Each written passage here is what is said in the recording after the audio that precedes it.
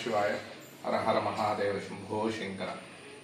శ్రీ చెన్నకేశవనాథ పంచముఖ లింగేశ్వర సూర్యనారాయణ గణపతి దేవాలయం త్రికుటాలయం అనే పేరుకి గుడికి ఇది 12వ శతాబ్దం 12-13వ శతాబ్దంలో కట్టినటువంటి దేవాలయము అని చెప్తూ ఉంటారు.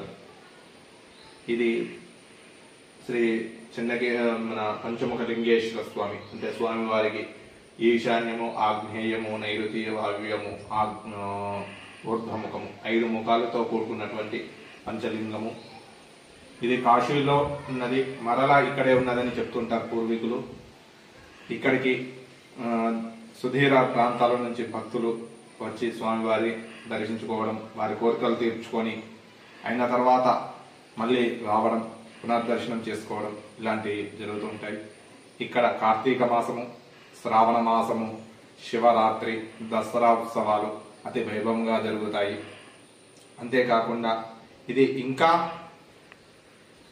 మన ఎండోమెంట్ వారు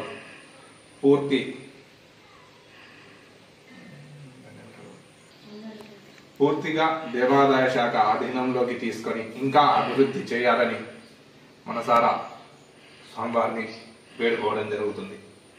బ్రహ్మోత్సవాలు ఎప్పుడు జరిగాయి?